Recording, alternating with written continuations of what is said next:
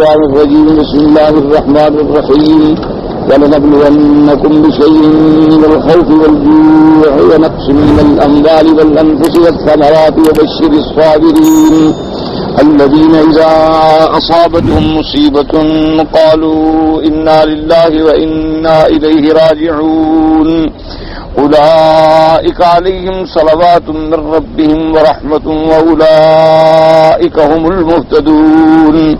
قال المؤلف والمفسر رحمه الله تعالى أخبرنا تعالى أن يبتلي عباده ويختبرهم ويمتحنهم كما قال تعالى ولنبلونكم حتى نعلم المجاهدين منكم والصابرين ونبلو أخباركم وتارة بالسراء وتارة بالضراء من خوف وجوع كما قال تبارك وتعالى فأذاقها الله لباس الجوع والخوف فإن الجائع والخائف كل منهما يظهر ذلك عليه ولهذا قال لباس الجوع والخوف.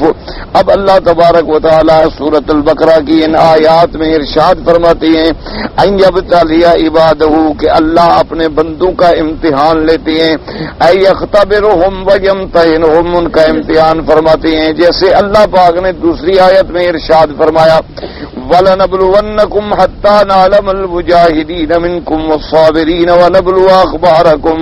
اللہ نے فرمایا ہم تمہارا امتحان کرتے ہیں تاکہ مجاہدین کا، صابرین کا اور حق والوں کا اور باطل والوں کا پتہ چل سکے.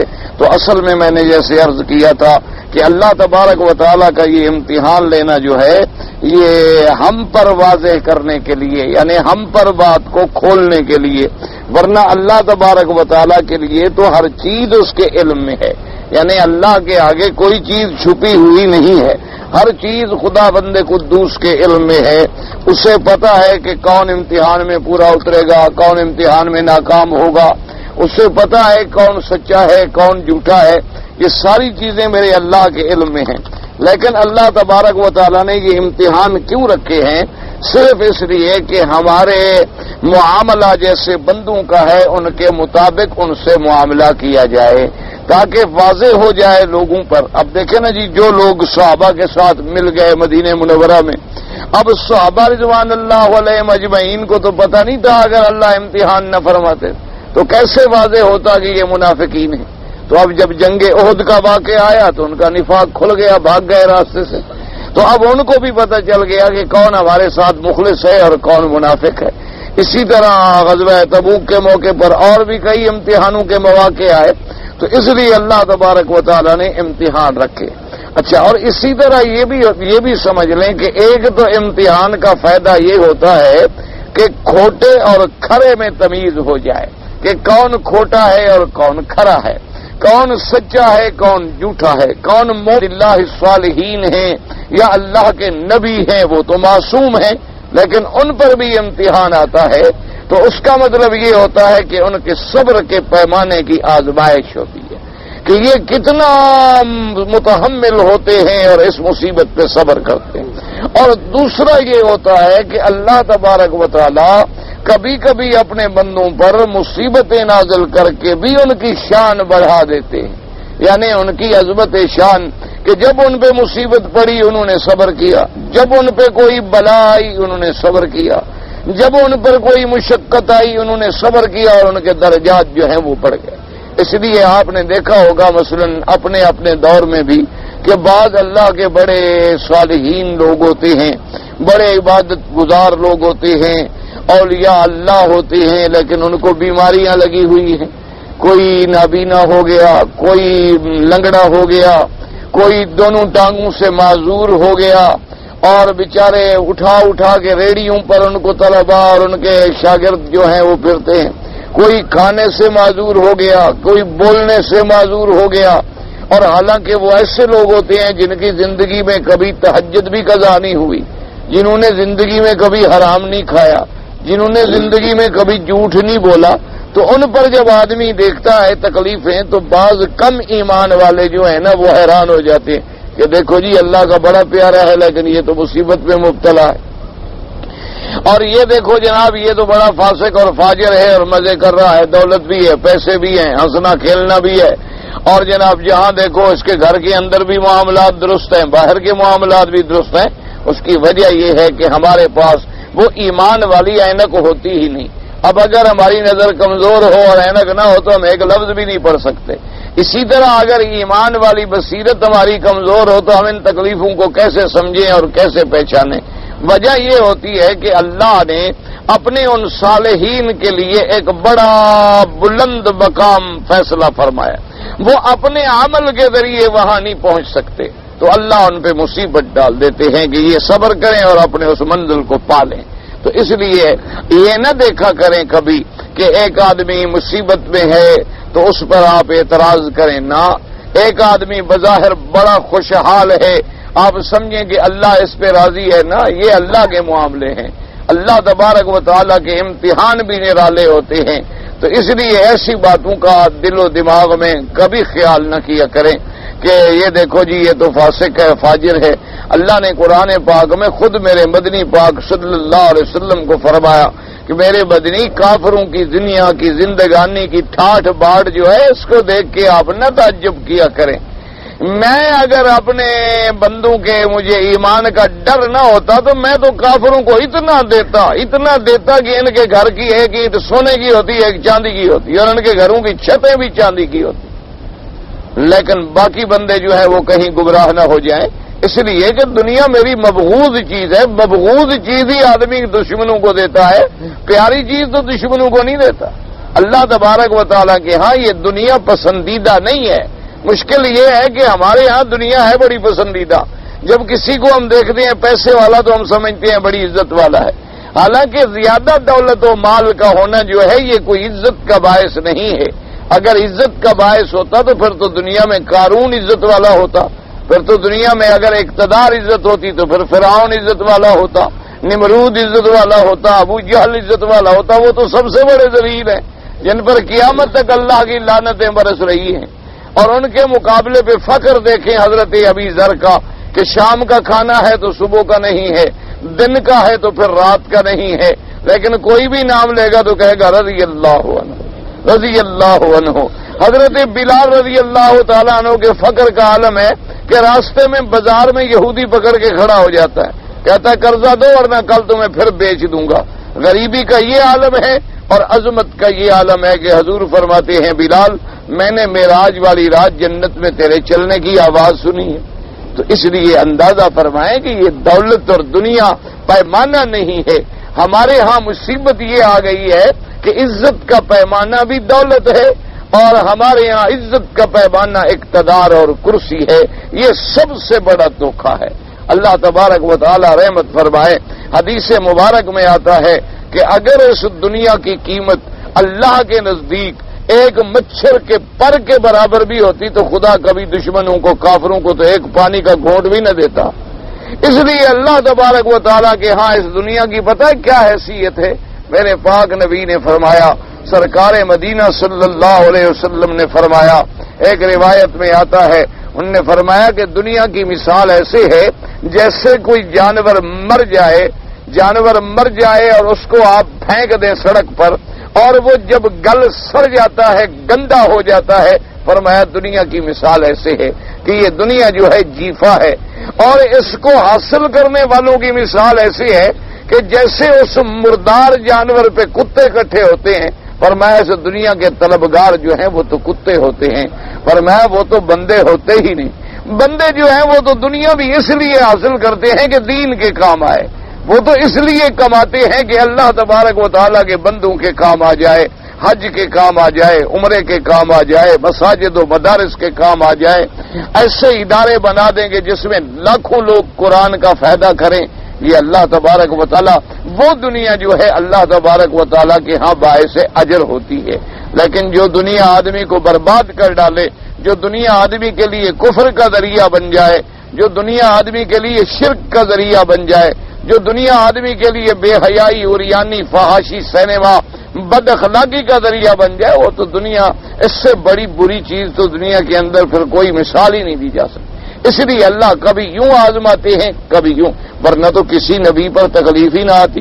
دیکھا نہیں کہ حضرت یعقوب علیہ السلام اپنے بیٹے کے فراق میں روتے روتے آنکھیں سفید ہو گئی، آپ کی آنکھیں مبارک سفید ہو گئی. یعنی ورنہ جس پروردگار عالم نے مصر سے نکلتے ہوئے دامن یوسف کی خوشبو یعقوب علیہ السلام کو پہنچا دی، اس اللہ کے آگے مشکل تھا کہ یعقوب علیہ السلام کو پہلے دن دکھلا دیتے کہ کنویں میں موجود ہیں، جا کے نکال لو. لیکن اللہ تبارک و تعالیٰ کے امتحان تھے، اللہ تبارک و تعالیٰ کی طرف سے آزمائشیں تھیں کہ باپ بھی نبی ہے، بیٹا بھی نبی ہے، اور بیٹے اور باپ میں جدائی ہے، اور باپ اپنے بیٹے کے فراق میں رو رہا ہے، لیکن اللہ علم نہیں دیتے. اور جب دینے پہ آ گئے فرمایا انی لاجد ریح یوسف، کہنے لگے بیٹے آج تو مجھے یوسف کی خوشبو آ رہی ہے. انہوں نے کہا ابا جان کیا باتیں کرتے ہو، اب تو 7 سال گزر گئے، پتہ نہیں خدا جانے یوسف علیہ السلام زندہ بھی ہے کہ نہیں ہے. آپ تو بس اسی خیال میں بیٹھے ہوتے ہیں، اس وجہ سے آپ کو وہ خوشبو معلوم ہوتی ہے. انہوں نے کہا اچھا بھائی ٹھیک ہے، ہم بوڑھے ہو گئے، ہماری بات کا تم یقین نہیں کر رہے ہو، لیکن میں جو کچھ کہہ رہا ہوں میں اللہ کا نبی ہوں، میں ایسے نہیں کہہ رہا. تھوڑی دیر گزری تو بیٹے آ گئے. آپ نے فرمایا ٹھیک انی عالم کو کہا نہیں تھا کہ میں جو اللہ نے مجھے علم دیا ہے تمہیں نہیں دیا، اب بتلاؤ میری بات سچی ہو گئی کہ نہیں ہو گئی. تو یہ اللہ تبارک و تعالیٰ کی حکمتیں ہیں. کبھی اللہ بیماریاں دے کے آزماتے ہیں، کبھی اللہ تکلیفیں دے کے آزماتے ہیں، کبھی اللہ رزق چھین کے آزماتے ہیں، کبھی اللہ مال میں کمی دے کے آزماتے ہیں، اور کبھی زیادہ دے کے آزماتے ہیں کہ بالکل آدمی الٹ کام کر رہا ہے اور نفع آ رہا ہے، غلطیاں کرتا جا رہا ہے لیکن پھر بھی کما رہا ہے. اور علماء نے لکھا ہے یاد رکھو کہ اگر تم سے گناہ ہو جائے، مثلا اللہ نہ کرے اللہ نہ کرے، یعنی ایک آدمی ہے اس نے زنا کیا، شراب پیا، جھوٹ بولا، کچھ کیا، اللہ بچائے، اور اس گناہ کے بعد تمہیں پیسہ ملنا شروع ہو جائے تو سمجھ لو کہ اب میری پکڑ کا وقت آ گیا، کیونکہ یہ پھر اللہ تبارک و تعالیٰ کی طرف سے آخری امتحان ہوتا کہ بھئی وہ گناہ کے گناہوں میں بڑھتا جا رہا ہے اور ادھر دولت بڑھتی جا رہی ہے، وہ گناہوں میں بڑھتا جا رہا ہے ادھر پیسہ بڑھتا جا رہا ہے. اللہ آخری مقام پہ پہنچا کے پھر اس کی تمام رسیاں کاٹ دیتے ہیں اور وہ جہنم کے گڑھے میں گر جاتا ہے. اللہ تبارک و تعالی ہر مسلمان کو، آپ کو بھی اور مجھے بھی، ہر بلا سے محفوظ فرمائیں. ہم تو بڑے ضعیف بندے ہیں، اس لیے دعا کیا کرو کہ ہم تو امتحان کے قابل بھی نہیں. امتحان کے قابل بھی اللہ والے ہوتے ہیں جن سے امتحان برداشت ہو جاتا ہے. ہم تو ضعیف لوگ ہیں، کمزور لوگ ہیں، عاجز لوگ ہیں. آپ تو یہ دعا مانگا کریں کہ اللہ ہمیں تو بغیر امتحان کے بس معافی عطا فرما دے. ہم تو صرف تیری معافی کے طلبگار ہیں، تو اس سے معافی چاہتے ہیں. دیکھیں نا میرے پاک نبی نے، سرکار مدینہ صلی اللہ علیہ وسلم نے، خاتم الانبیاء والمرسلین نے اپنی سب سے محبوبہ بیوی جو ہے سیدہ عائشہ صدیقہ رضی اللہ تعالی عنہا، آپ بی بی صاحبہ نے جب پوچھا کہ میرے محبوب اگر مجھے اللہ لیلۃ القدر کی رات نصیب کر دے، یعنی رمضان المبارک کے مہینے میں جو لیلۃ القدر ہے اگر اللہ مجھے نصیب کر دے، تو اس حدیث سے یہ بھی مسئلہ سمجھ آیا کہ جو صاحب نظر ہوتے ہیں ان کو پتہ چل جاتا ہے لیلۃ القدر کا. یہ علیحدہ بات ہے کہ پتہ اس وقت چلے جب گزر جائے، یہ علیحدہ بات ہے کہ پتہ اس وقت چلے جب وہ خود اسی میں عبادت میں مصروف ہوں اور کسی دوسرے کو نہ بتا سکے. جیسے کہ اللہ پاک نے اپنے حضور کو بھی تو لیلۃ القدر دکھلا دی، آپ کو بھی تو علم دے دیا، لیکن جب حضور نے بتلانا چاہا تو اللہ پاک نے بھلا دیا. حضور صلی اللہ علیہ وسلم تعیین مبارک جو تھی وہ نہ بتلا سکے. ورنہ بی بی عائشہ صدیقہ کا یہ کہنا جو ہے کہ اگر میں لیلۃ القدر پالوں، کیسے پالے پتہ لگے گا تو پالے گی. اور دوسرا معنی محدثین کرام نے یہ بھی کیا ہے کہ اگر میں لیلۃ القدر پالوں، کیا معنی انہوں نے کہا یعنی اگر مجھے یہ رمضان المبارک کا مہینہ نصیب ہو جائے اور اس مہینے میں پھر میں عشر الاواخر جو ہیں رمضان المبارک کے آخری 10 دن جو ہیں ان میں ساری رات جاگ کے اللہ کے آگے عبادت کرتی رہوں تو ان میں کہیں نہ کہیں تو لیلۃ القدر ہوگی نا. گویا مجھے چاہے پتہ نہ چلے لیکن میں نے پا تو لی، تو میں اللہ سے کیا مانگوں؟ حضور پاک نے فرمایا عائشہ اللہ سے صرف اتنی، دیکھو کتنی جامع دعا ہے کہ اللہم انی اسألک العفو والعافیہ، کہ یا اللہ ہمیں معافی بھی عطا فرما اور صحت بھی عطا فرما. فرمایا بس یہ دعا مانگ لینا، یہ 2 چیزیں مل گئی تو سمجھو سب کچھ مل گیا. کہ اللہ نے اگر معافی دے دی تو بات ہی ختم ہو گئی. بس جب اللہ نے معافی عطا فرما دی تو اس لیے ہم عاجز بندے ہیں، ہم بالکل ضعیف بندے ہیں، کمزور بندے ہیں. ہمیں بھی ہمیشہ دعا میں یہ کہنا چاہیے اسألک العفو والعافیہ کہ یا اللہ ہمیں معافی عطا فرما، یا اللہ ہمیں عافیت عطا فرما، یا اللہ ہمیں ہر بلا سے خود محفوظ فرما. ہم تو بالکل کمزور لوگ ہیں، ہم تو اس قابل بھی نہیں کہ امتحان ذرا زبرداشت کر سکیں. اب دیکھا نہیں ہے کہ سیدنا یوسف علیہ السلام اللہ کے نبی ہیں، اللہ کے پیغمبر ہیں اور پیغمبر کے بیٹے ہیں، یعنی الکریم ابن الکریم ابن الکریم. یوسف علیہ السلام بھی نبی، یعقوب علیہ السلام بھی نبی اور اسحاق علیہ السلام بھی نبی اور پھر ابراہیم علیہ السلام بھی نبی، یعنی ساری انبیاء علیہ السلام کا سلسلہ ہے. جب آپ کو جیل میں ڈالا گیا، قید خانے میں ڈالا گیا، جیل کی زندگی آ گئی، تو ایک دن جب بڑے گھبرائے، بڑے جیل کی زندگی سے تنگ آ گئے، اللہ کے آگے رو پڑے اور کہا کہ مولا کریم مہربانی فرماؤ، اب کب تک میرا امتحان لے؟ اتنی زندگی میری جوانی جیل میں گزر گئی، اب تو مجھ سے برداشت نہیں ہوتا. اللہ نے فرمایا جبرائیل جا کے یوسف علیہ السلام سے کہہ دو کہ جیل سے نکالنا یا جیل میں ڈالنا ہمارے لیے کیا مشکل مسئلہ ہے، مسئلہ ہی کوئی، لیکن تم نے تو جیل خود مانگی تھی، اب گھبرا گئے ہو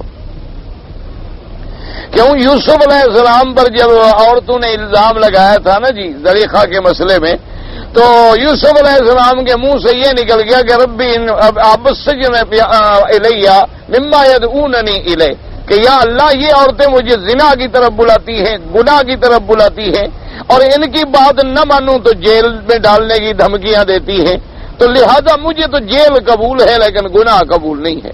تو اللہ نے فرمایا جیل تو آپ نے خود پسند کی تھی، آپ ہی نے تو کہا تھا کہ مجھے جیل قبول ہے اور یہ قبول نہیں، تو جو چیز آپ کو پسند آئی تھی وہ ہم نے آپ کو بھیج دیا اس میں، تو اب گھبرا گئے ہو. تو اس وقت تم یہ دعا کیوں نہیں مانگ لی تھی کہ یا اللہ مجھے ان عورتوں سے بھی بچا اور جیل سے بھی بچا؟ تم یہ دعا مانگ لیتے کہ یا اللہ ان کے مکر سے بھی مجھے بچا، ان کے گناہوں سے بھی مجھے بچا، لیکن یہ جس جیل کی دھمکیاں دے رہی ہیں اس جیل سے بھی مجھے بچا. تو تم اگر یہ دعا مانگتے ہم دونوں سے بچا لیتے. تم نے تو خود کہا تھا کہ ان سے بچا، جیل بھیجنا ہے تو بھیج دے، تو ہم نے تو تمہاری اپنی درخواست پوری کر دی ہے. اور اگر اب تم جیل سے تنگ آ گئے ہو تو اب ہم تمہاری دعا منظور کر کے تمہیں جیل سے نکالتے ہیں، اور صرف جیل سے نہیں نکالتے، پھر تمہیں تخت پہ بٹھاتے ہیں، تم جس کو چاہو جیل بھیجتے رہو، پھر تمہیں ہم اس کرسی پہ بٹھا دیتے ہیں. اللہ تبارک و تعالیٰ تو اس لیے آدمی جب دعا مانگے تو یہ دعا مانگے کہ اللہ ہمیں معافی عطا فرما، یا اللہ ہمیں عافیت عطا فرما، یا اللہ ہم گناہگار ہیں، کمزور ہیں، ہم ضعیف ہیں، ہم تیرے بالکل کمزور بندے ہیں اور ہم تو صرف معافی چاہتے ہیں کہ معافی دے دے، دنیا میں بھی معافی عطا فرما دے، قبر میں بھی معافی عطا فرما دے اور حشر میں بھی معافی عطا فرما دے. اور مولا کریم اگر تو ہم جیسے گناہگاروں کو بخش دے تو تیری رحمت کا تو کوئی ذرہ برابر بھی کم نہیں ہوگا، اور نہ تیرے شان عظمت اور نہ تیرے شان جلال میں کوئی کمی آئے گی.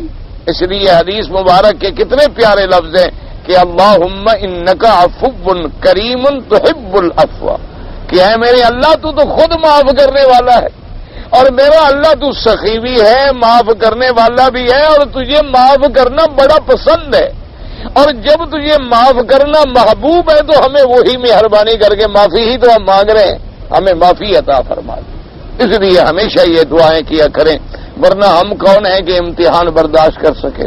وہ تو اللہ والوں کی بات ہے جو برداشت کرتے ہیں. اس لیے فرماتے ہیں وَتَارَةً بِالسَّرَّاءِ وَتَارَةً بِالضَّرَّاءِ مِنْ خَوْفٍ وَجُوعٍ، اور اللہ پاک امتحان فرماتے ہیں کبھی خوشی دے کر، کبھی غم دے کر، کبھی سکھ دے کر، کبھی مصیبت دے کر، کبھی ڈر دے کر، کبھی بھوک دے کے. اس لیے فرمایا فَأَذَاقَهَا اللَّهُ لِبَاسَ الْجُوعِ وَالْخَوْفِ، اللہ پاک نے اس قوم کو پھر چکھا دیا کیا؟ لباس الجوع والخوف، کہ انہیں بھوک اور خوف کا لباس پہنا دیا. جیسے لباس یعنی بندے کے بدن پہ لازم ہو جاتا ہے، چمٹ جاتا ہے، اسی طرح بھوک اور خوف جو ہے ان کے لیے لازم ملزوم بن گیا. اس لیے فرماتے ہیں فَإِنَّ الْجَائِعَ وَالْخَائِفَ كُلٌّ مِّنْهُمَا يَظْهَرُ ذَلِكَ عَلَيْهِ، یعنی جیسے اب دیکھو بندے نے لباس پہنا ہوا ہے، نظر آ رہا ہے کہ سفید قمیض ہے، نظر آ رہا ہے کہ سرخ رومال ہے. اسی طرح فرمایا کہ جب ہم بھوک اور خوف کسی پر مسلط کر دیتے ہیں اس کا چہرہ دیکھ کے نظر آتا ہے، اس کا چہرہ بتلا رہا ہوتا ہے کہ یہ بھوکا ہے، اس کا چہرہ بتلا رہا ہوتا ہے کہ یار اس کی تو ڈر کے مارے جان نکل رہی ہے، یہ تو دیکھو یار کیا ہو گیا، اس کو تو مر رہا ہے، یہ تو ڈر کے مارے ابھی مر جائے گا. تو فرمایا جیسے وہ لباس ظاہر ہے اسی طرح ہم نے ان کو کبھی کبھی لباس الجوع والخوف جو ہے وہ پہنا دیتے ہیں. اس کے بعد جناب فرماتی ہیں ولہذا قال لباس الجوع والخوف وقال ها هنا بشيء من الخوف والجوع اي بقليل من ذلك. اس آیت میں یہ آیا کہ ہم جوع اور خوف کا ان کو گویا لباس پہنا دیا، اور یہاں فرماتی ہیں بشیء من الخوف والجوع، یعنی تھوڑا سا ڈر بھیج دیا، تھوڑی سی بھوک نازل کر کے ہم نے آزمائشیں کر لی. یہ سب امتحان ہیں. اور آج کل یاد رکھو سب سے بڑا جو مسئلہ ہے نا جی، دعا کریں اللہ ہمیں بھی اور ہر مسلمان کو ہدایت دے اور اللہ ہمیں سمجھ دے. ایک بات یاد رکھیں کہ جب بیماری کی تشخیص ہو جائے نا جی تو پھر علاج کرنا آسان ہوتا ہے. یہ قاعدہ ہے. لوگ کہتے ہیں کہ جی پتہ تو چلے نا کہ بیماری کیا ہے. جب بیماری کا پتہ نہ چلے تو پھر نتیجہ کیا ہوتا ہے، کوئی دوائی کچھ دے گا، کوئی انجیکشن لگا دے گا، کوئی ڈاکٹر کوئی دوائی دے دے گا، نتیجہ یہ نکلے گا کہ مریض اور مرتا چلا جائے. اچھا اگر بیماری کا پتہ چل جائے اور علاج آپ اس کا بضد کرنا شروع کر دیں تو پھر بھی بیماری بڑھ جائے گی. کیا مانا؟ مثلا ایک آدمی کو بیماری ہوئی تھی گھی کھانے سے، اب آپ اور گھی کھانا شروع کر دیں تو کیا نتیجہ نکلے گا؟ ایک آدمی کو بیماری ہوئی مثلا میٹھا کھانے سے، اب آپ نے اور میٹھا کھانا شروع کر دیا تو نتیجہ کیا نکلے گا؟ بیماری بڑھتی چلی جائے. اس لیے سب سے پہلی بات یہ ہے کہ اب جو ہمارے اسلامی ملک ہیں، کافر لوگوں کی باتیں چھوڑیں، کافروں کی سوچ بھی الگ، نظریہ بھی الگ اور ان کے حالات بھی الگ، ہمیں ان سے فی الحال بحث نہیں، فی الحال مسلمانوں کی بات ہے. اب مسلمانوں کے ملک میں جو عذاب آ رہے ہیں، جو بے چینیاں، پریشانیاں، گھروں میں نافرمانیاں، بیوی شوہر کی نافرمان ہے، بیٹا باپ کا نافرمان ہے، بیٹی والدہ کی نافرمان ہے، اور اس کے بعد جناب یہ ہے کہ مہنگائی اور اضطراب، اور عین فصل کا وقت ہے، بارش کی ضرورت ہے، پانی کا قطرہ نہیں ملتا، اور جب بارش کی ضرورت نہیں ہے وہ لگاتار بارشوں کا طوفان ہے، لگاتار طوفان ہے اور فصلات کھڑے ہوئے تباہ ہو رہے ہیں اور پریشانیاں ہیں. اور پھر دیکھیں کہیں مصیبت یہ ہے کہ بند ٹوٹ گیا، کہیں دریاؤں کے بند ٹوٹ گئے، کہیں پلیں ٹوٹ گئیں، کہیں نعوذ باللہ گاڑیاں الٹ گئیں. تو ہم کیا کہتے ہیں؟ ہم کہتے ہیں جی ہم اس کے لیے بڑی کوشش کر رہے ہیں، ہم نے یہاں پر اتنا مزدور لگا دیا ہے کہ اب یہ بند نہیں ٹوٹے گا. اصل بات یہ ہے کہ ہم ان اسباب ظاہری کی طرف سوچ رہے ہیں، اصل نہ بیماری کی تشخیص کرتے ہیں اور نہ بیماری کا علاج کرتے ہیں. تو پھر ٹھیک کیسے ہو؟ اب دیکھیں یعنی ہمارا الحمدللہ اللہ کا شکر ہے کسی بھی ملک میں نہ کسی پارٹی سے تعلق ہے، نہ کسی سے کوئی ہمارا اللہ معاف کرے کسی قسم کی سیاسی اٹیچمنٹ ہے. ہم تو الحمدللہ ایک طالب ہیں اور اللہ اسی قرآن و حدیث کی خدمت میں زندہ رکھے، اسی میں موت دے. بس ہمارا تو یہ ایک مشن ہے اور کوئی ہمارا مقصد نہیں ہوتا کہ جب بھی ہم کوئی بات کریں یہ نہ سمجھا کریں کہ کسی پارٹی پہ اعتراض ہے یا کسی خاص فرد پہ اعتراض ہے. نہ، ایک مجموعی بات ہے، وہ آپ کے وقت میں ہو، میرے وقت میں ہو، کسی کے وقت میں ہو، کہ بھئی اب دیکھیں نا جی کہ ہم لوگ اس ملک میں رہتے ہیں جو زرعی ملک ہے، زراعت کا یعنی ایک عظیم ترین خطہ ہے، لیکن ہمیں کھانے کو گندم نہ ملے، چاول نہ ملے، گھی نہ ملے. تو ہم نے کبھی سوچا نہیں، ہم یہ سوچتے ہیں ہاں جی وہ وائرس لگ گیا، اس دفعہ جناب بارشیں کم ہوئی ہیں، اس دفعہ بارشیں زیادہ ہو گئی اس لیے طوفان آ گئے اور فصل بہ گیا ہے، اس وجہ سے تکلیف ہوئی. یہ ظاہری باتیں ہیں. اصل جو اسباب ہیں بیما تکلیفوں کے وہ کیا ہیں؟ وہ میرے پاک نبی صلی اللہ علیہ وسلم نے جو خاتم الانبیاء ہیں اور جو امام الانبیاء ہیں، افضل الانبیاء ہیں، آپ نے بتلا دیا. فرمایا یاد رکھو، ما نزل بلاء الا بذنب وما رفعت الا بتوبۃ او کما قال النبی صلی اللہ علیہ وسلم. حضور نے فرمایا ایک بات یاد رکھو، اللہ کبھی کوئی مصیبت نہیں اتارتے مگر کسی گناہ کی وجہ سے. مصیبت انفرادی ہو یا مصیبت اجتماعی ہو، یعنی ایک آدمی پہ مصیبت آ گئی یا سب پہ آ گئی، تو فرمایا وہ کبھی نہیں آتی. اس کی سبب کیا ہے؟ گناہ. اور فرمایا علاج کیا ہے؟ وہ مصیبت کیسے ٹلے گی؟ فرمایا بغیر توبہ کے نہیں ٹل سکتی. فرمایا بلا آتی ہے گناہوں سے اور ٹلتی ہے توبہ سے. اب مشکل یہ ہے کہ ہم پر جتنی بلائیں پڑ رہی ہیں ہم ہر طرف جا رہے ہیں، لیکن یہ نہیں سوچ رہے کہ بھی ہمارے کون کون سے گناہ ہیں جن کی وجہ سے یہ مصیبت پڑ رہی. ہم اس بیماری کو تلاش ہی نہیں کر رہے. اچھا، اگر کہیں مثلا کسی کی ذہن نے پہنچا بھی دیا اور اس نے کہہ بھی دیا کہ بھائی ہماری گناہوں ہے، ہماری شامت اعمال ہے، تو اب پھر علاج نہیں کر رہے جو علاج ہمارے آقا نے بتلایا کہ توبہ. پھر قاعدہ یہ ہے کہ جب انفرادی گناہ ہوگا، مثلا میں نے گناہ کیا تو توبہ بھی میں کر دوں گا. اور اگر ایک ایسا گناہ ہے جو ہم نے اجتماعی طور پہ کیا ہے تو اس کی علاج بھی اجتماعی توبہ سے ہوگا کہ ہم سب اللہ کے دروازے پہ گڑ گڑا کے گر جائیں سب.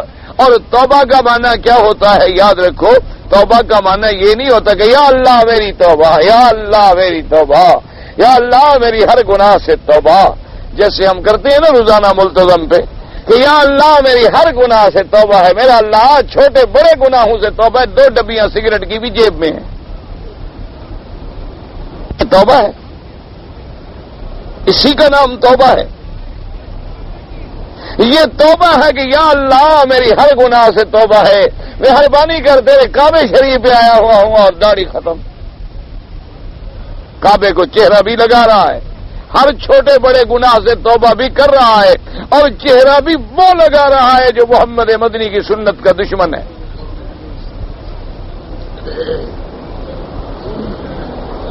اور یا اللہ میری ہر گناہ سے توبہ ہے. اور دکان پہ بیٹھے کہتا ہے جی خدا کی قسم ہے حضرت یہ 20 روپے میں خریدا ہے، آپ کو 15 کا دے رہا ہوں. ایمانداری کی بات ہے جی، کیا کریں، اب دکان کا وقت ختم ہو گیا، ہم نے دکان چھوڑنا ہے اس لیے ہم مال نکال رہے ہیں. حضرت 20 میں تو میری خرید ہے، آپ تو استاد ہیں، بھلا آپ سے بھی جھوٹ ہے. آپ 15 دے دیں، میں دوسرے دکان پہ گیا تو 12 پہ ملتے ہیں. حضرت استاد سے بھی جھوٹ ہو سکتا ہے.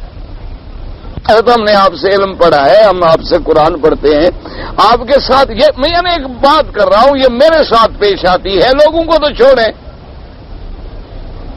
یعنی آپ اندر اور پھر کیا کہ سبحان اللہ توبہ میری توبہ، توبہ بھی ہو رہی ہے وہی. اچھا دکان میں بیٹھے قرآن سی بسم اللہ الرحمن الرحیم قرآن بھی پڑھ رہا ہے، اور یہ کپڑا کتنے کا؟ 20 روپے کا. بھائی یار یہ تو کمال کرتے ہو یار، ہم نے خود 21 کا خریدا ہے، ہم تو گھاٹے میں بیچ رہے ہیں. اور پھر قرآن صاحب انا للہ و انا الیہ راجعون. دعا کرو اللہ ہمارے حال پہ رحم فرما. اور پھر ہم چیلنج کرتے ہیں طوفان آئیں گے ہم مقابلہ کریں گے. اللہ کے عذاب کا مقابلہ، اللہ کے قہر کا مقابلہ بھی کوئی کر سکتا ہے. اللہ کے عذاب کا مقابلہ تو نوح کا بیٹا نہ کر سکا جس نے کہا ساوی الی جبل یعصمنی من الماء، کہ ابا نوح علیہ السلام تم مجھے اس پانی سے ڈراتے ہو، یہ سامنے پہاڑوں کی چوٹیاں ہیں، میں پہاڑ پہ چڑھ جاؤں گا، یہ پانی کتنی چڑھے گا؟ اللہ نے حکم دیا کہ اے دریا تیری پشت پہ کھڑے ہو کے نوح کا بیٹا میری خدائی کو چیلنج کرتا ہے. حال بینہم الموج فکان من المغرقین، ایک موج نے تھپڑ مارا اور غرق ہو گئے. کہاں گئے وہ پہاڑ اور کہاں گئے وہ اسباب؟ 6 لاکھ فرعون لشکر لے کے دوڑا. آج تو بڑے سے بڑے کسی متمدن ملک کی فوج بھی 10-15 لاکھ سے زیادہ نہیں ہوتی. بڑے سے بڑے امیر ملک کی فوج بھی 10-15-20 لاکھ سے زیادہ نہیں ہوتی. اندازہ کریں کہ ہزاروں سال پہلے فرعون کا حرامل دستہ جو تھا وہ صرف 6 لاکھ کا تھا. 6 لاکھ کی اور 6 لاکھ فوج ہے، مسلح ہے، سوار ہے، اور موسیٰ علیہ السلام کو پکڑنا چاہتی ہے.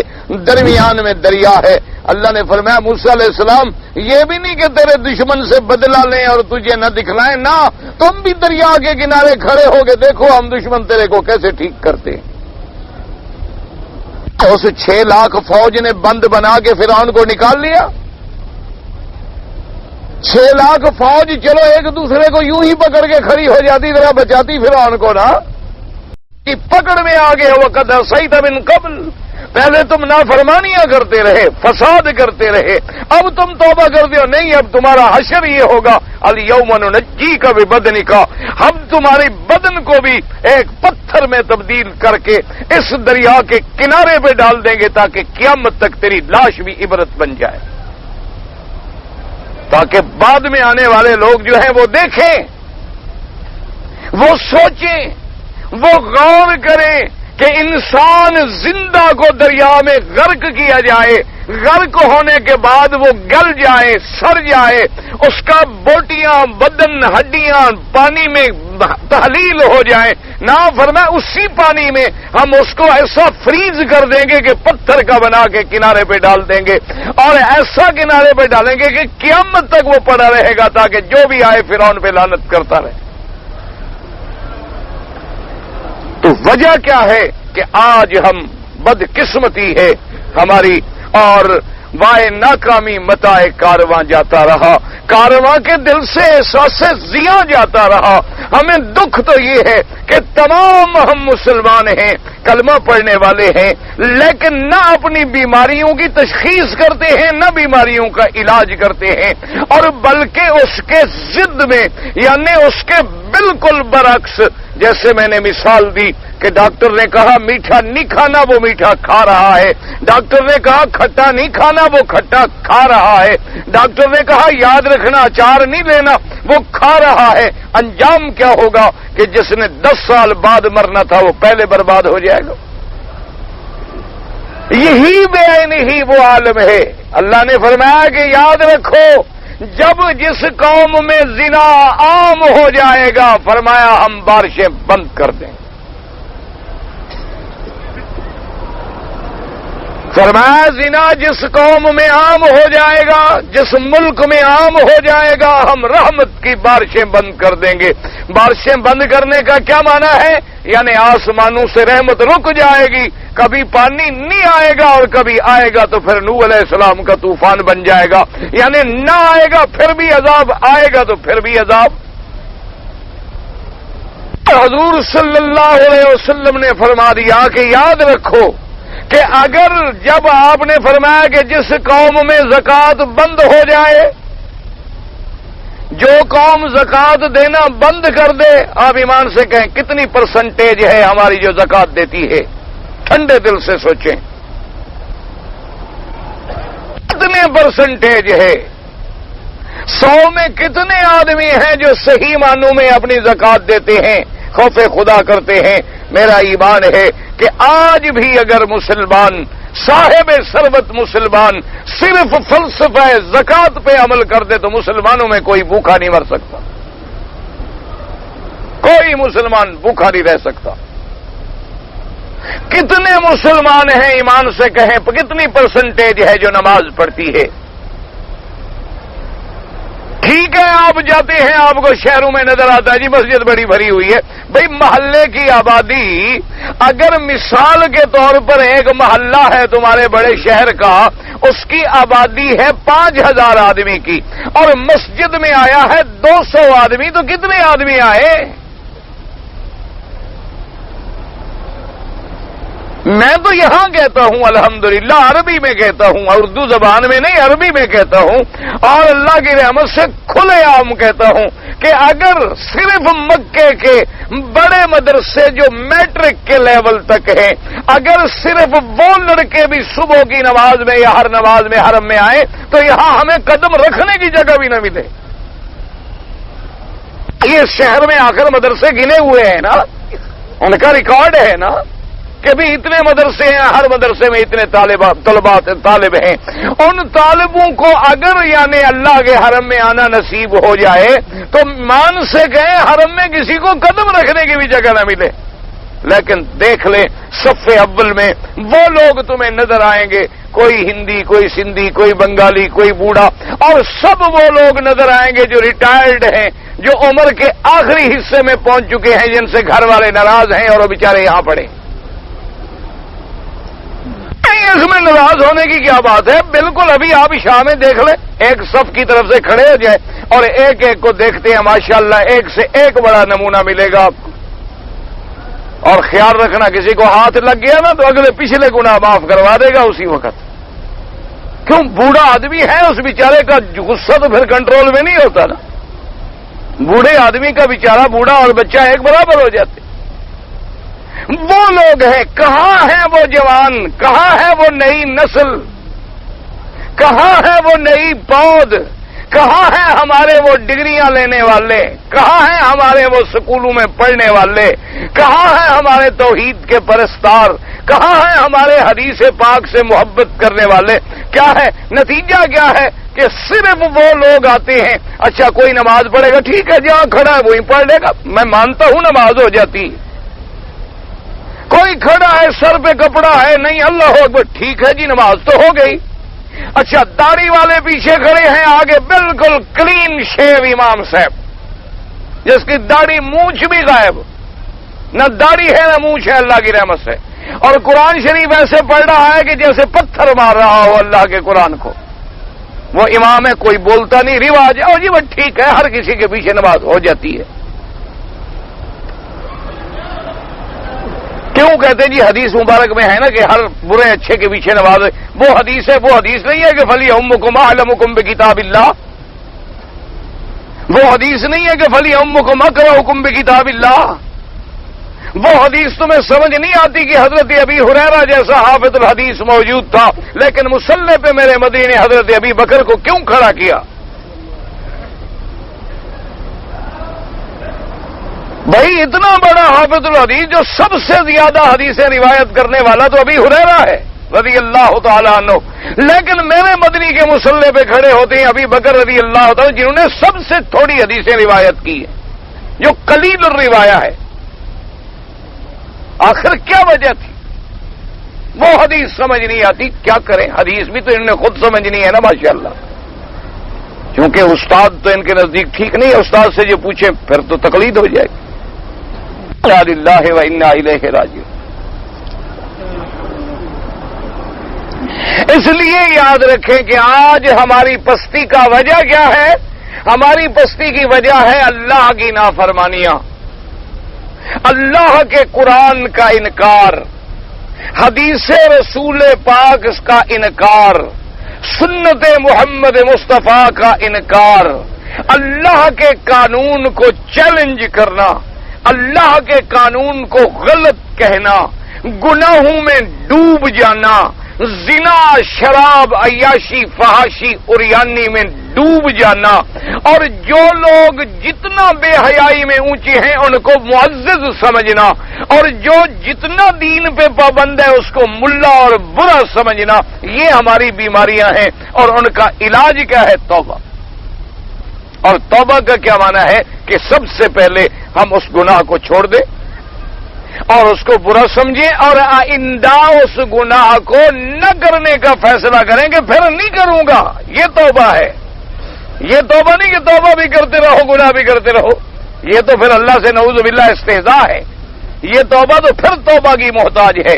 تو اس لیے ہمیشہ یاد رکھیں کہ جب بلا آتی ہے، جب مصیبتیں آتی ہیں، وہ ارحم الراحمین ہے، اس کی ذات اقرب الاقربین ہے، وہ اپنے بندوں پر کبھی عذاب نازل نہیں کرتے، لیکن جب بندے تباہی کے گڑھے میں خود گرنے پہ آ جاتے ہیں تو اللہ کی طرف سے بھی ناراضگی آ جاتی۔ ورنہ اللہ اپنے بندوں پہ عذاب نہیں کرتے. اور دیکھیں قرآن نے کتنی بڑی پیاری بات کی، فرمایا ما یفعل اللہ بعذابکم ان شکرتم وآمنتم وکان اللہ شاکرا علیما. اللہ نے فرمایا میرے بندو میں تمہیں عذاب دے کے کیا کروں گا. ما یفعل اللہ بعذابکم، اگر تم میرے شکر گزار بن جاؤ، ایمان والے بن جاؤ، تو میں تمہیں عذاب دے کے کیا کروں گا. تمہیں عذاب دینے سے مجھے کیا فائدہ ہے.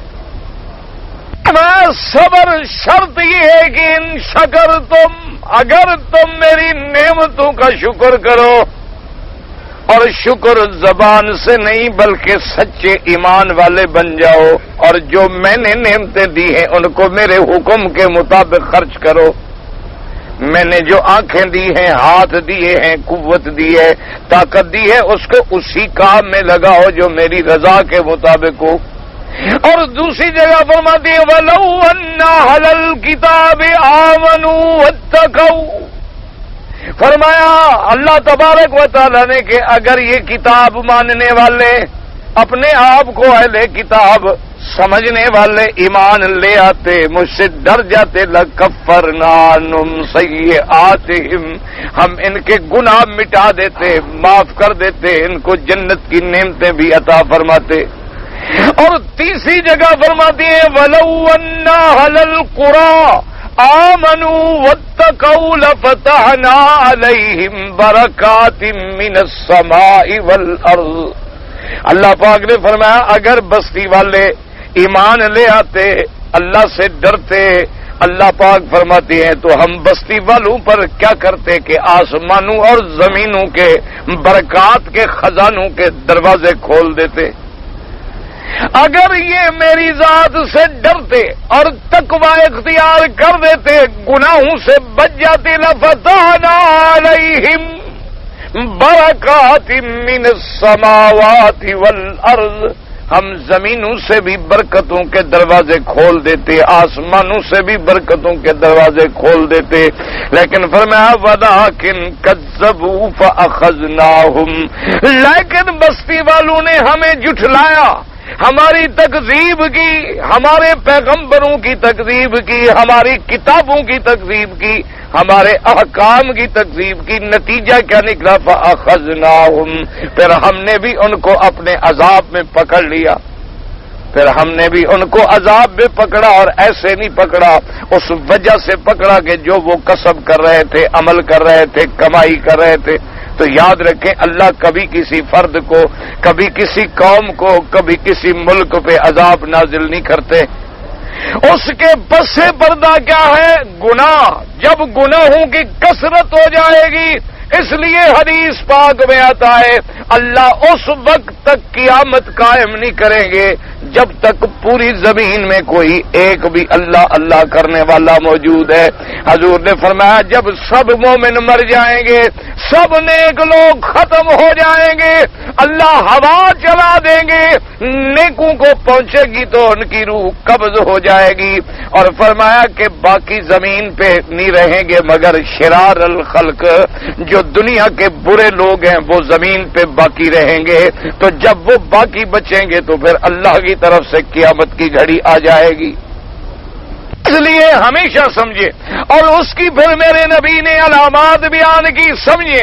آپ نے فرمایا کہ یاد رکھو میری امت، جب تمہارے حاکم برے لوگ بن جائیں، فرمایا کہ جب بھیڑے لوگ، گندے لوگ، گناہوں والے، زنا والے، شراب والے، حرام کاری والے لوگ تیرے حاکم بن جائیں، اور فرمایا جب تیرا سرمایہ دار غنی تیرا بخیل بن جائے، زکوٰۃ نہ نکالے، اور اس کے بعد فرمایا کہ جب تیرے عالم جو ہیں وہ حق چھپانے والے بن جائیں.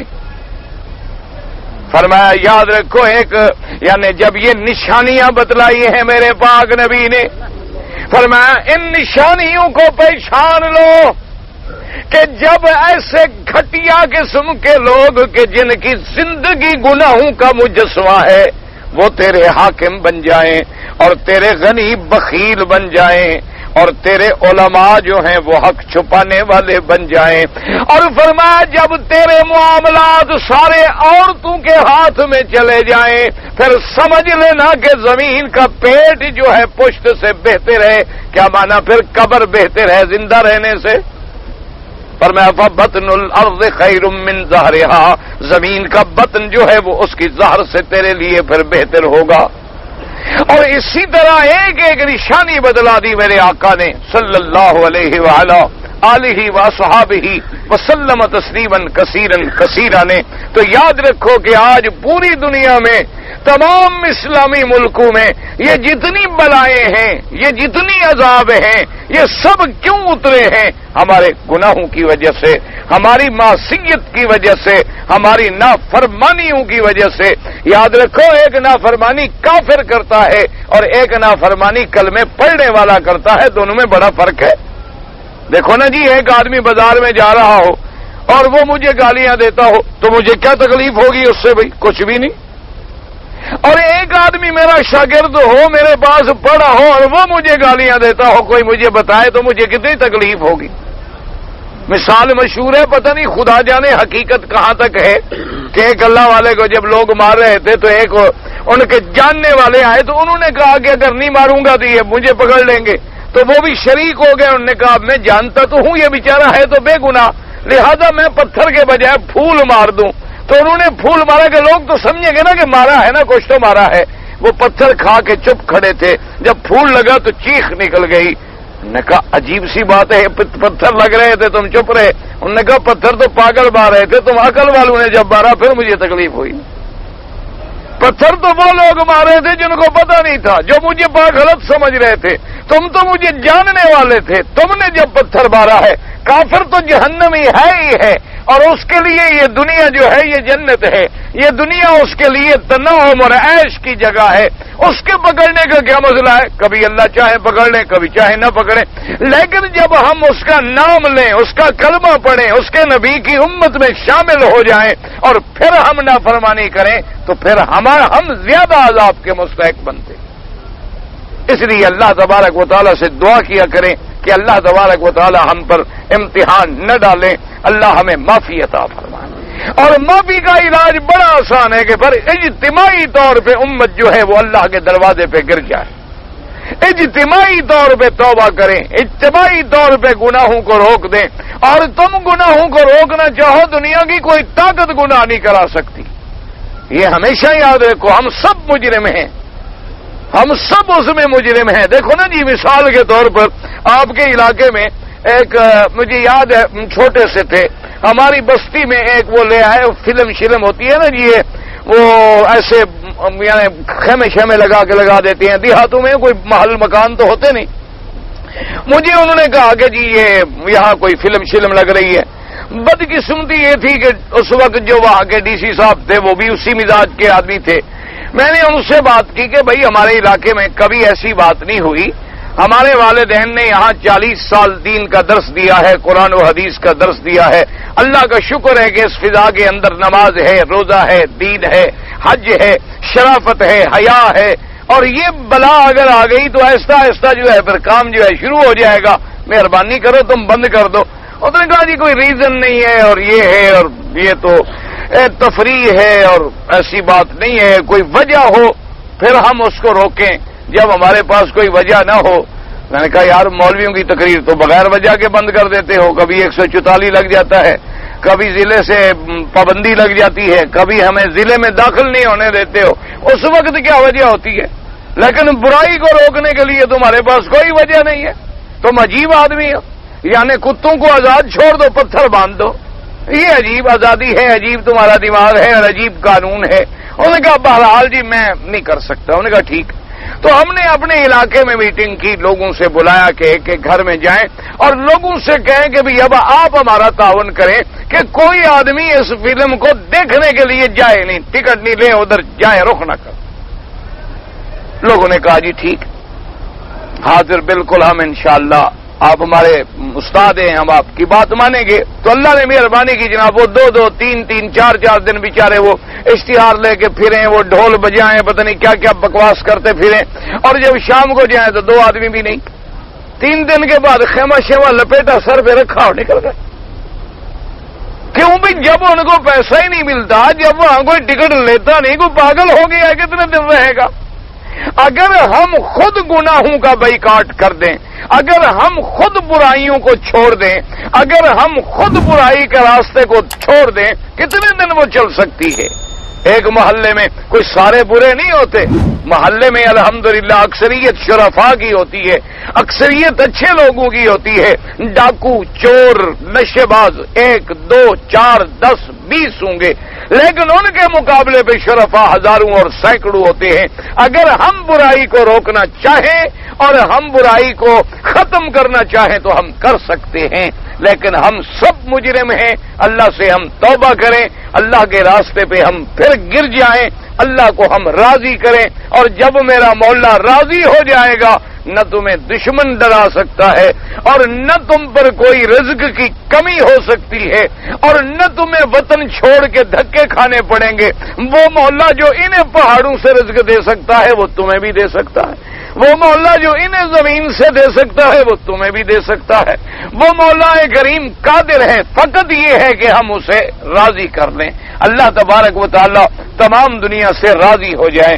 دعا کرو اللہ ہم سے بھی راضی ہو جائے. ہم گناہ گار ہیں, اللہ ہمیں معافی دے دے, صرف معافی مانگیں بس. میری بہن بیمار ہے اور ڈاکٹروں نے جواب دے دیا ہے. بھئی بہرحال جب ڈاکٹر جواب دے دیتے ہیں, اللہ کی رحمت تو جواب نہیں دیتی نا. اللہ تبارک و تعالی شفا عطا فرمائے. اور دعا کریں جتنے بیمار ہیں ہماری اللہ سب روحانی, جسمانی, ظاہری, باطنی سب بیماریاں اپنی رحمت سے دور فرما دیں. دل سے دعا کیا کریں, کوئی رحمت کی گھڑی ہوتی ہے تو لگ جاتی ہے. پتہ ہے جی کہ ہم مثلا بعض آدمی ہیں کہ وہ ایک کاروبار کے لیے دکان کھولتا ہے. مثلا وہ کہتا ہے, مثلا میں نے کہا جی مجھے مکان خریدنا ہے. وہ کہتا ہے ٹھیک ہے جی میں آپ کو مکان تلاش کر کے دوں گا, لیکن میں 5% لوں گا. اور اس وہ مکان والا کہتا ہے جی کہ میں نے بیچنا ہے. وہ کہتا ہے ٹھیک ہے جی میں گاہک تلاش کروں گا اور پھر آپ کی ڈیل کراؤں گا, اور جب ڈیل ہو جائے گی تو اتنی پیسے جو ہیں آپ مجھے دیں.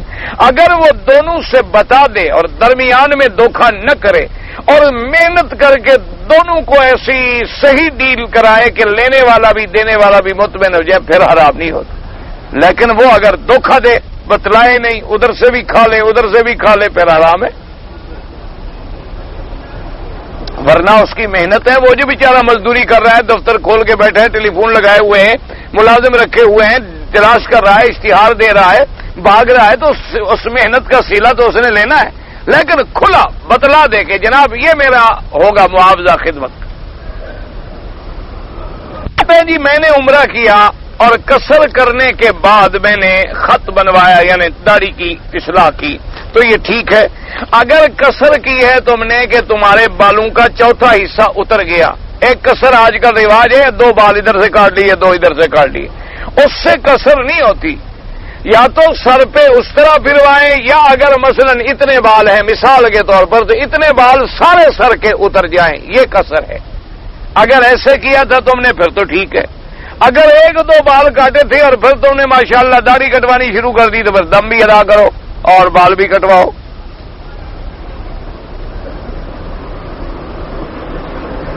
کہتا جی کہ اگر میں گھر میں کبھی مثلا جماعت کی نماز کروں تو کیا میری والدہ ہیں, میری بہن ہے, بیوی بچے ہیں, تو میرے پیچھے کھڑے ہو سکتے ہیں؟ بالکل ہو سکتے ہیں, کوئی منع نہیں.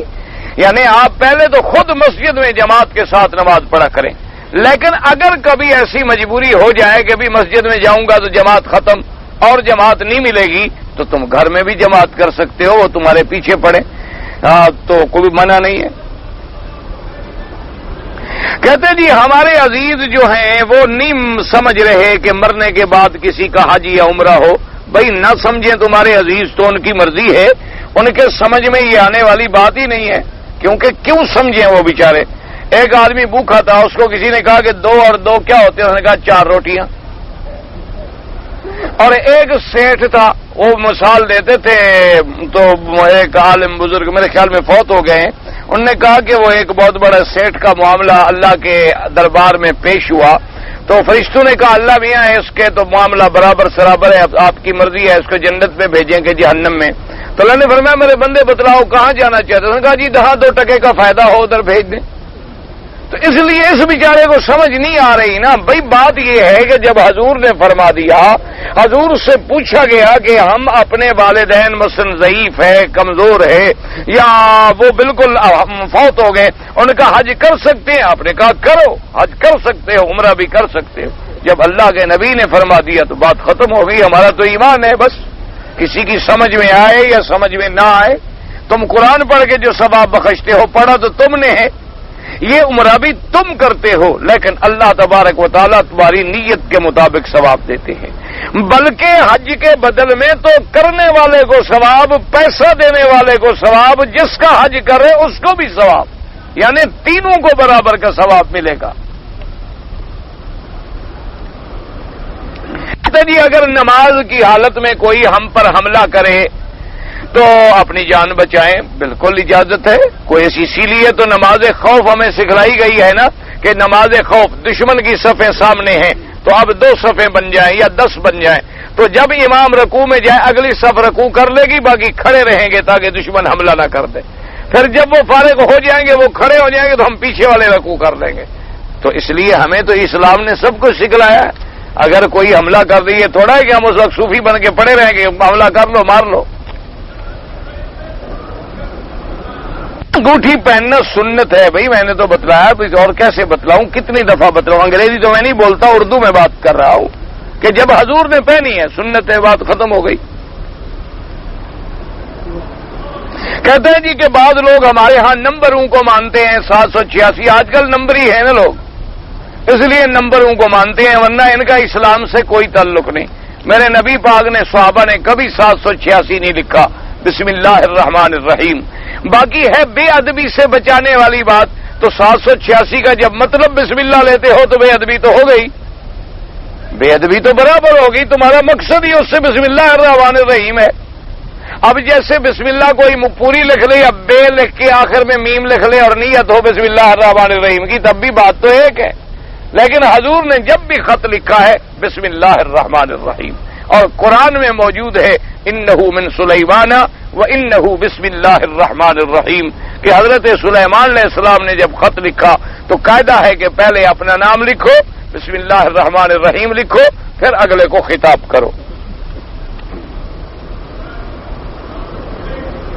جی ابن کثیر میں یہ مسلک بھی امام ابو حنیفہ رحمۃ اللہ علیہ کا نقل کیا گیا ہے کہ کعبۃ اللہ کی طرف نظر ڈالو. تو بہرحال بالکل امام صاحب نے یہ نقل فرمایا ہے, لیکن دیکھنا ان کتابوں کو پڑھتا ہے جو مفتہ بے ہوں, یعنی جن میں فتویٰ, کیونکہ ایک امام کو ایک قول ملتا ہے لیکن وہ قول جس میں فتویٰ ہو وہ نہیں ملتا. تو اس لیے بہرحال اب احناف کے نزدیک فتویٰ اسی پر ہے کہ نظر سجدے والی جگہ پر ہو. ویسے یہ بھی قول ہے امام صاحب کا. امام شافعی رحمۃ اللہ علیہ کے نزدیک اگر کعبہ شریف سامنے ہو تو نظر کعبے پہ ہو. وہ تو ایک قول ہے نا, فولی وجہک شطر المسجد الحرام, تو اس سے ایک قول یہ بھی نقل کیا گیا کہ ہمیں اسی طرف منہ کرنے کا حکم ہے, تو نیچے کیوں کریں, ہم اسی طرف کریں. وہ مسئلہ یہ نہیں ہے کہ کعبے کے اندر تھے آپ یا باہر تھے. کہتے ہیں جی کچھ لوگ جو ہیں اپنے سر پہ ڈال دیتے ہیں زمزم یا آنکھوں, بالکل کوئی بات نہیں, سر پہ ڈالیں, منہ پہ ڈالیں, چہرے پہ ڈالیں, یہ تو سنت ہے.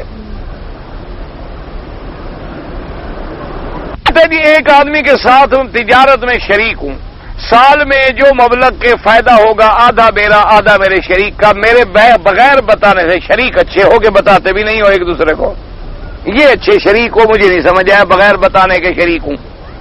بغیر بتانے کے کیسے شریک ہو؟ بتاؤ, اس کو بدلاؤ کہ جناب نفع ہوگا تو آدھا میرا آدھا تیرا, نقصان ہوگا تو وہ بھی آدھا تیرا آدھا میرا, تب جا کے حلال ہوگا. یہ نہیں کہ نفع ہو جائے آدھا دے دو اور نقصان ہو جائے. دونوں باتیں واضح کرو. داماد کو زکات دے سکتے ہیں, دے سکتے ہیں. میری بیٹی نے میری بغیر اجازت کے دوسری جگہ شادی کر لی, یہ مسئلہ بڑا مشکل ہے. بعض ائمہ فرماتے ہیں کہ جب تک ولی اجازت نہ دے نکاح ہی نہیں ہوتا, اور اگر اس پر آپ راضی ہو گئے اجازت دے دی تو پھر ٹھیک ہو جائے گا. بہرحال اس کے لیے بہتر یہ ہے کہ دارالفتاء سے یا جس علاقے میں آپ ہیں وہاں کے عالم سے ایسے مسئلے پوچھا کریں. کہ کسی کو جائیداد سے محروم نہ کرو، غلطیاں ہر کوئی کرتا ہے۔ جی کہ ہم 4 بھائی ہیں، 2 بھائی جو ہیں اپنے والدین کے فرما بردار ہیں اور 2 جو ہیں وہ نافرمان ہیں، تو اب ہمارے والدین یہ چاہتے ہیں کہ ہم 2 کو جائیداد دے دیں اور 2 کو نہ دینا، بالکل نہیں، یہ سب تمہارا چکر ہے۔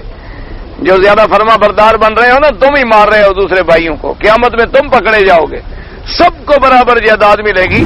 اللہ نے ان کو ان کا بیٹا بنایا ہے کہ تم نے بنایا ہے؟ ان کے نطفے میں جو اللہ نے پیدا کیا ہے تو وہ اپنے باپ کے وارث ہے، نافرمان ہے، قیامت میں اپنی نافرمانی کی سزا بھگتے